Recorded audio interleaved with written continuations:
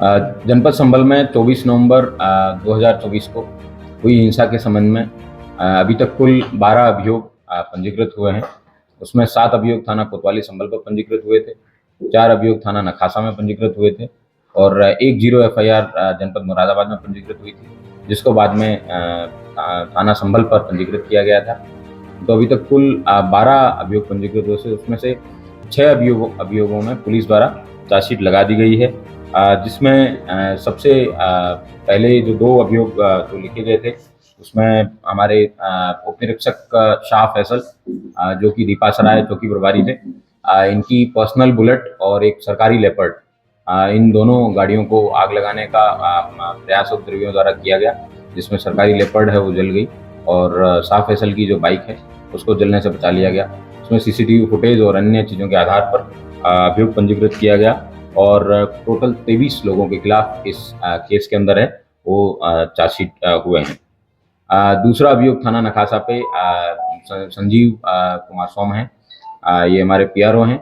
जब एक अपराधी द्वारा छत से फायर किया गया और उसको नीचे से ग्राउंड सपोर्ट मिल रहा था, उस समय पीआरओ और हम घायल हो गए थे। उस अभियोग के अंदर 304 अभियोग नंबर, उसमें 25 लोगों के खिलाफ चार्जशीट करके उन लोगों को जेल भेजा गया है और इसमें बैलिस्टिक रिपोर्ट आनी शेष है, उसके आधार पर इसमें सप्लीमेंट्री चार्जशीट भी सबमिट की जाएगी। 337 नंबर एफआईआर है वो थाना संभल पे पंजीकृत की गई थी। एसएचओ द्वारा पूरे दिन के घटनाक्रम में आने के बाद में पूरी अपनी घटना बताई गई थी। उसमें 21 लोग जो हैं वो मौके से गिरफ्तार हुए थे। उन लोगों को जो नामजद अभियुक्त हैं उसके अलावा कुल 53 लोगों के खिलाफ ये चार्जशीट है सबमिट की गई है। एक हमारे प्रशासन के एसडीएम हैं जो उस दिन ड्यूटी पे थे, उनको पत्थर भी पड़े और उसके बाद में उनका फ्रैक्चर भी हो गया था। रमेश बाबू द्वारा अभियोग पंजीकृत कराया गया था, इसका 336 नंबर है, उसमें 37 लोगों को गिरफ्तार करके अभी तक जेल भेजा गया है। वहीं थाना कोतवाली में ही सीओ चौधरी अनुज चौधरी हैं, उनके पाँव में गोली भी लगी थी। जब उनके द्वारा लोगों को समझाइश किया जा रहा था उसी समय फायरिंग में सीओ अनुज घायल हुए थे। 334 नंबर अभियोग में उसमें 38 लोगों के खिलाफ चार्जशीट करके लोगों को जेल भेजा गया है। और एक अभियोग 333 नंबर है जो जामा मस्जिद के पास में पुलिस के एक हमराई उसके पास से उसमें टीयर स्मोक और अन्य रबर बुलेट्स और अन्य कई प्रकार का एम्यूनेशन है, उसको अपराधियों द्वारा लूट लिया गया था, उपद्रवियों द्वारा लूट लिया गया था। 333 नंबर, इसमें 39 लोगों को जेल भेजा गया है। अभी तक इन सब 6 मुकदमों के अंदर शुरू से ही 36 लोग नामजद थे। उन 36 नामजद लोगों में से और 123 लोगों के नाम प्रकाश में आए थे, जो सीसीटीवी फुटेज के आधार पे या फिर जो लोग जेल गए हैं उन लोगों द्वारा बताया गया कि उनको किस व्यक्ति ने वहाँ पे बुलाया था और किसके कहने पे वो वहाँ पे भीड़ में शामिल हुए थे, उपद्रवी बने थे और उसके बाद में इनके द्वारा पथराव में फायरिंग की गई थी। तो कुल 159 अभियुक्त अभी तक जो प्रकाश में आए थे और नामजद थे, उनमें से 80 लोगों को गिरफ्तार करके जेल भेजा जा चुका है और 79 लोग अभी गिरफ्तार होने शेष हैं। पुलिस द्वारा विभिन्न प्रकार के पोस्टर हैं वो अभी भी सीसीटीवी फुटेज के माध्यम से प्रोसेस करके लगाए गए हैं। कुछ लोगों के नाम पुलिस को पता चला है, कुछ लाभप्रद सूचनाएं पोस्टर लगाने के बाद पुलिस को मिली है। पुलिस द्वारा उनकी धरपकड़ है वो चालू कर दी गई है।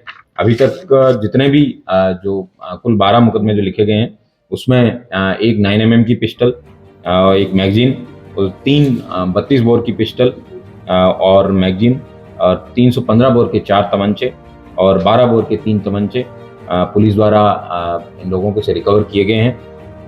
इसमें जो सबसे चौंकाने वाली चीज़ है वो है कार्ट्रिजेज, जो इनके द्वारा पाकिस्तान ऑर्डिनेंस फैक्ट्री POF उसके 9mm और अन्य भी कार्ट्रिज हैं वो इसमें इनके पास से मिले हैं।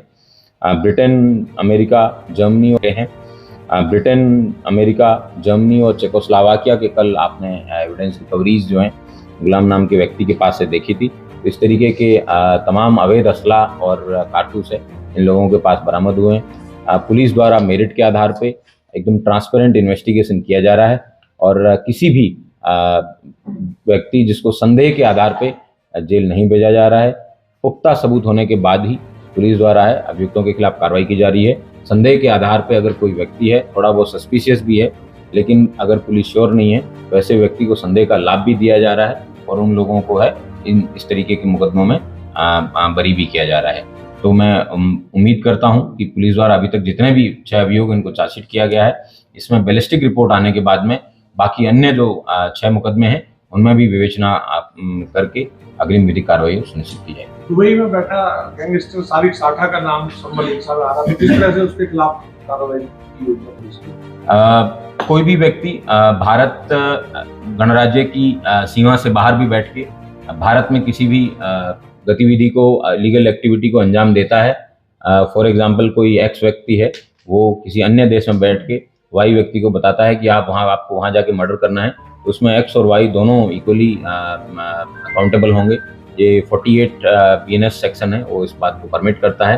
तो कल की गुलाम की गिरफ्तारी के बाद में अब सारिक साठा के खिलाफ भी सेक्शन 48 BNS में है, विधिक कार्रवाई सुनिश्चित की जाएगी। संबल हिंसा को लेकर सांसद जियाउर रहमान बर्क और विधायक के पुत्र के खिलाफ भी मुकदमा दर्ज हुआ, तो क्या स्थिति मुकदमों की? चार्जशीट हुए हैं या क्या कार्रवाई उसमें? उसमें कुछ डेटा है वो व्हाट्सएप और मेटा कंपनी से मांगा गया है। पुख्ता सबूत के आधार पर ही पुलिस जो है विवेचना कर रही है। जैसे ही क्रेडिबल एविडेंस मिलेंगे उस मुकदमे में भी आगे विधिक कार्रवाई सुनिश्चित की जाएगी। सर, गुलाम द्वारा सारिक साठा की पत्नी के मोबाइल नंबर से सारिक साठा से बात करने की बात रही, उसके बाद क्या सारिक साठा की पत्नी भी इस केस में आरोपी है? नहीं, अभी तक इस तरीके कोई साक्ष्य नहीं मिले हैं जिसमें सारिक साठा की पत्नी है किसी प्रकार की मुलजिम है। उनके द्वारा इस तरीके का अभी तक कोई लाभप्रद सूचना उनके द्वारा नहीं मिली है। जरूर उनका मोबाइल है, वो गुलाम यूज करता था कभी कभी सारिक से बात करने के लिए, लेकिन वो उससे बात करना मात्र अपराध की श्रेणी में नहीं आता। जिस तरह सारिक साठा का को माना जाता है कि दाऊद के का है सदस्य, दाऊद का भी कनेक्शन पुलिस से है?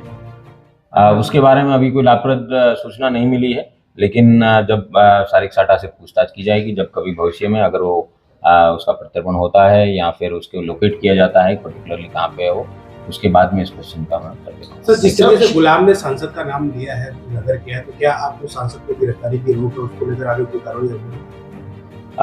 किसी भी व्यक्ति के नाम लेने मात्र से वो उसका क्रेडिबल एविडेंस नहीं है।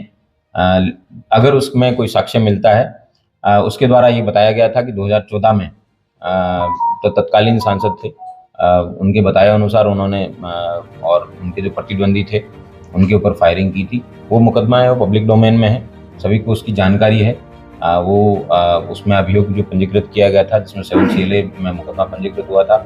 इस तरीके का कोई क्रेडिबल साक्ष्य वर्तमान केस में मिलता है तो पुलिस द्वारा कार्रवाई की जाएगी।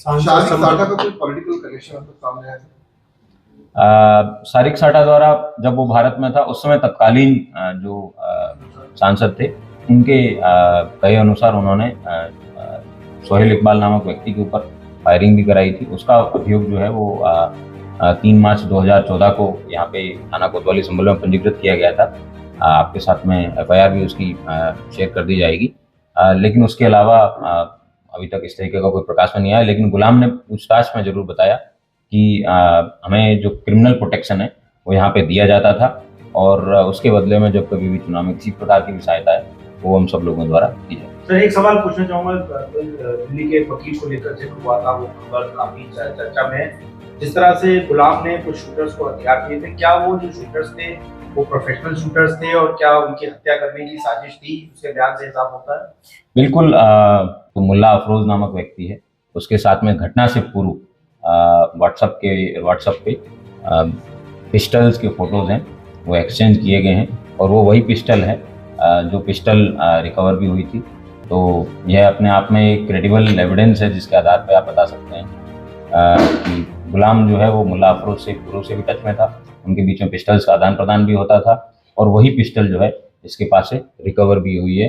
That in itself establishes the conspiracy which was hatched by this people. Sir, Sarik Satha क्या अकेला सूत्रधार मान रहे हैं? नहीं, ये एक लार्जर कंस्पिरेसी है। इसके बारे में डिटेल में अगली बार जब अन्य अपराधी हैं वो पकड़े जाएंगे या अन्य मुकदमे चार्जशीट की स्थिति में होंगे तब बताया जाएगा, लेकिन उसको अकेला सूत्रधार है वो नहीं बताया जा सकता है। सर, 6 मुकदमों में चार्जशीट लगी है, संबल हिंसा को 3 दिन बाद 90 दिन 3 महीने पूरे हो जाएंगे। बाकी मुकदमों की चार्जशीट क्या तैयारी? जल्द ही बैलिस्टिक रिपोर्ट आने पे उन मुकदमा में भी चार्जशीट किया जाएगा। Thank you.